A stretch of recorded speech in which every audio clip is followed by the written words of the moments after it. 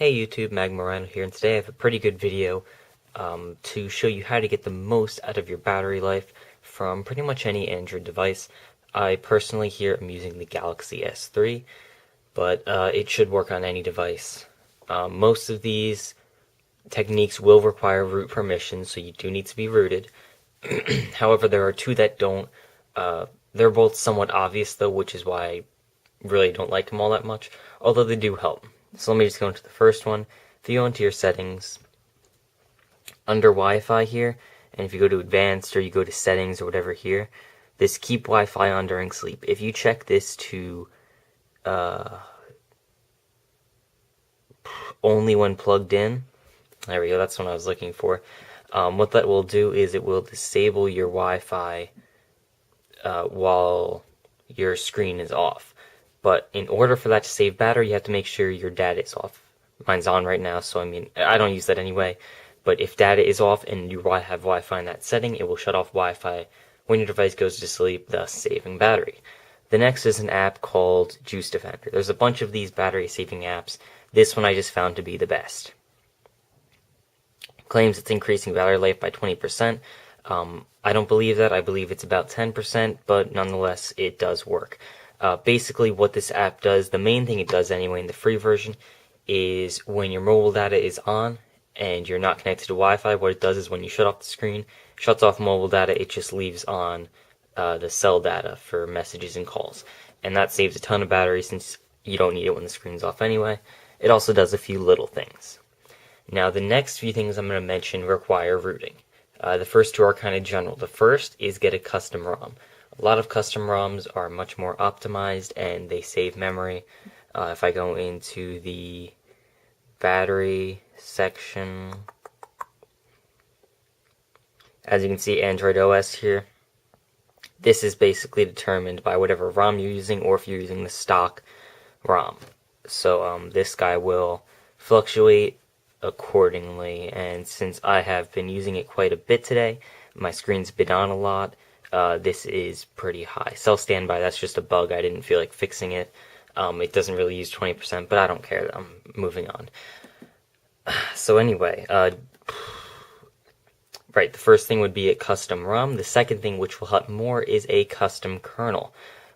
In specific, lean kernels work the best because those are the simplest. Those are usually the most efficient. They work the best. Even if you're overclocked like I am, as you can see, 1728, stock is 1500.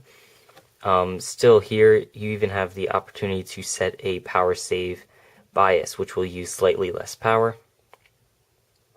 And, well, then obviously you'll get more battery. So I'm actually going to change these settings to what you should do, or more. Sampling rate, the higher it is, the more time in between every sample. The higher it is, the longer you'll have to wait for the CPU to adjust, but the more battery you'll save. Power save bias, that's just little things it does to save battery. 1000 is saving the most, 0 is not saving very much at all. I leave it right in the middle there. So that's what you can do with your kernel. Also, underclocking will save battery. However, I don't like doing that because that decreases performance. All of these methods which I show you will not decrease your performance in pretty much any way. Alright, now there's two more apps I'm going to show you to help you save battery. The first guy is called CPU Sleeper. There is a dual core and quad core version. This does not work if your phone is a single core. The reason being, what this app does is it shuts down 1 or 3 of the cores while the phone's sleeping, because technically you don't need both cores to be on or 4 cores to be on while the phone's asleep.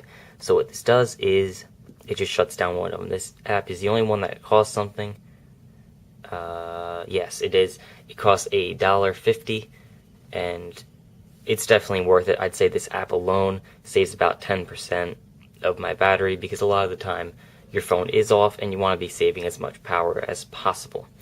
Now the final app, where is that guy? There he is, Brightness Manager. There's a few of these. I just found out I found personally this one works best for me.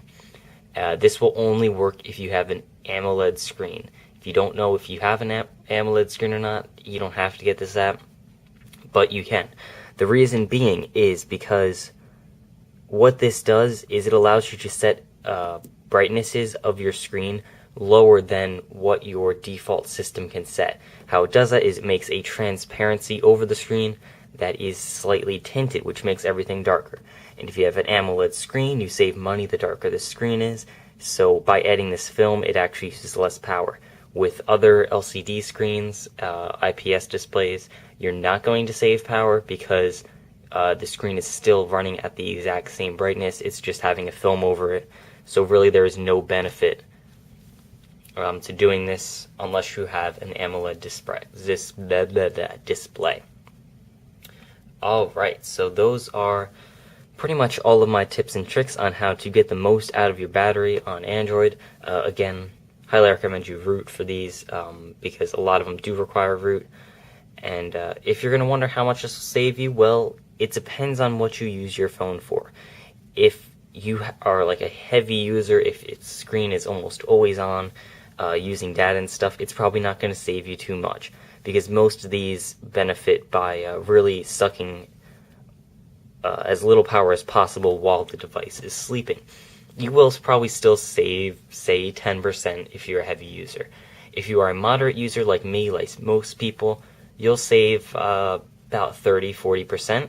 As you can, well, hopefully see right now, my battery is at 28%, and it's 9:23. So I have had my phone on for 14 hours of moderate usage, texting, sending picture messages, browsing on Wi-Fi a little bit. I was actually out today on 3G for a little bit, and so, you know, the average use. And normally, before all of these tweaks were done to my phone, it would be dead by 7 or 8 o'clock.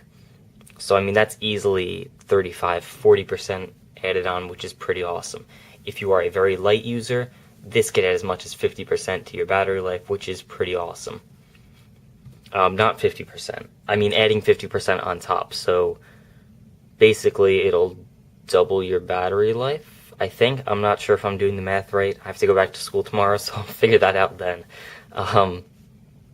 But basically what I mean to say is it's like it's adding an extra 30%, 40%, or 50% on top of that 100. So at the end of the day, instead of being dead, you're going to have 30% left over, which is how I am right now, which is pretty cool. So that's pretty much it for this video. If you liked it and if you thought these tips were very helpful, please give the video a thumbs up and subscribe. It means a lot to me. Also, let me just turn on my light real quick. Here I have an Incipio NGP case, and what I did was I did a review for it. I'll put a link to the review in the description. And if you like the case after the review and you want to buy it, I have links to Amazon where you can get a great deal, and where every purchase earns me some commission, where hopefully I can earn enough to buy a new case and review that case and so on, and hopefully I can keep a whole chain going. So if you'd like to, please check out that video. It will be in the description. And that's all for now, so thank you very much for watching. I'll see you later.